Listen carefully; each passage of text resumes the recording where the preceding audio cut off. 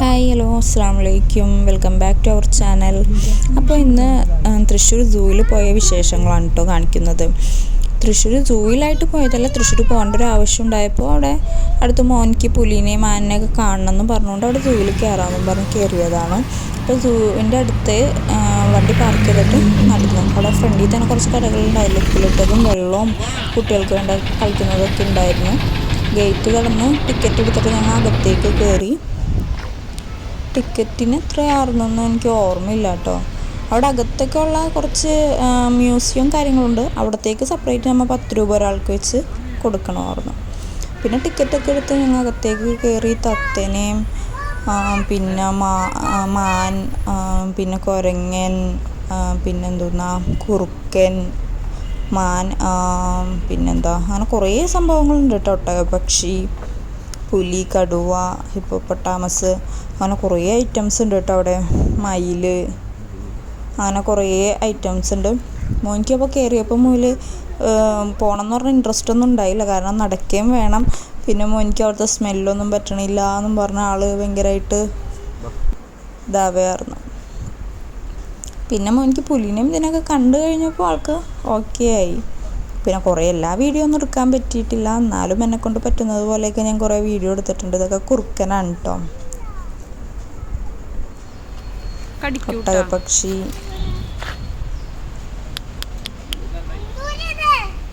ഞാനും ഇതുവരെയും തൃശ്ശൂർ സൂവിൽ ഞാനിതുവരെയും വന്നിട്ടുണ്ടായില്ല.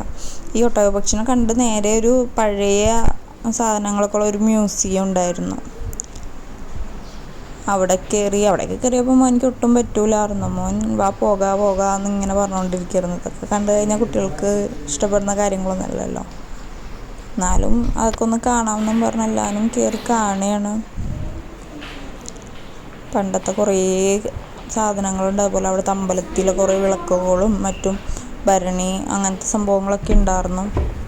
സ്റ്റെപ്പ് കയറി ചെന്നപ്പോഴും അമ്പലത്തിലൊക്കെ പണ്ട് ഉപയോഗിച്ചിരുന്ന വിളക്കുകൾ കാര്യങ്ങൾ അതൊക്കെയായിരുന്നു മുകളിൽ.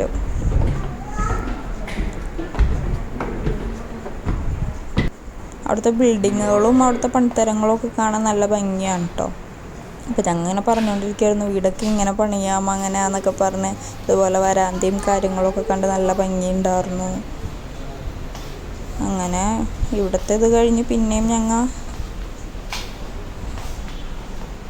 പുറത്തേക്ക് ഇറങ്ങി, പുറത്തുള്ള കാര്യങ്ങളൊക്കെ കാണാനായിട്ട് ഇറങ്ങി. പിന്നെ അവിടെ കുറേ ചിത്രങ്ങൾ വരച്ചതൊക്കെ ഉണ്ട്. പിന്നെ നമുക്ക് അതുപോലത്തെ കലാവാസനകളൊന്നും ഇല്ലാത്തതുകൊണ്ട് അത് എന്താണെന്നൊന്നും മനസ്സിലാക്കാനൊന്നും പറ്റിയില്ല. അങ്ങനെ പിന്നെ വേറൊരു മ്യൂസിയം കൂടി ഉണ്ടായിരുന്നു, കലാരൂപങ്ങളും അങ്ങനത്തെയൊക്കെ കുറേ. അതിൻ്റെയൊക്കെ വീഡിയോ എൻ്റെ നിന്ന് മിസ്സായിപ്പോയി. അത് അങ്ങനത്തെ കുറച്ച് ഇതായിട്ടുള്ള വേറൊരു മ്യൂസിയം കൂടെ അതിൻ്റെ ഉള്ളിലുണ്ടായിരുന്നു. അത് കഴിഞ്ഞ് പിന്നെ മാനും അതൊക്കെ ആയിരുന്നു, മ്ലാവ്, മാൻ അതൊക്കെ ആയിരുന്നു. ഇതിപ്പോൾ വന്നിട്ട് ഹിപ്പോപ്പൊട്ടാമസാണ്. വീഡിയോയിൽ അത്ര വലിപ്പം തോന്നിക്കുന്നില്ല, പക്ഷെ നല്ല വലിപ്പമുള്ളതാണ്. ഒരു 3 എണ്ണത്തോളം ഉണ്ടായിരുന്നു. ഒരെണ്ണം വെള്ളത്തിൽ കിടന്ന് ഇതാവായിരുന്നു.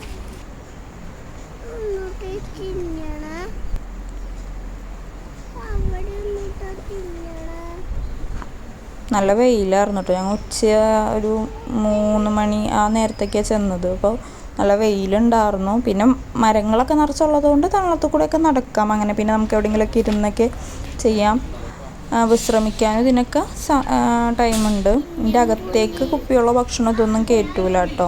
പക്ഷേ സ്റ്റാർട്ട് ചെയ്യുന്നിടത്ത് ഒരു ക്യാൻറ്റീൻ ഉണ്ട്. കടുവയും പുലിയൊക്കെയാണ്. അതുപോലെ സിംഹത്തിനെ കാണാൻ പറ്റിയില്ല. സിംഹത്തിന് എന്തോ വയ്യാഞ്ഞിട്ട് അവർ മാറ്റിയൊക്കെയാണ്, കാണിക്കുന്നില്ല ആരെയും. അതുപോലെ തന്നെ മുതല അതൊക്കെയാണ്. പിന്നെ പാമ്പ്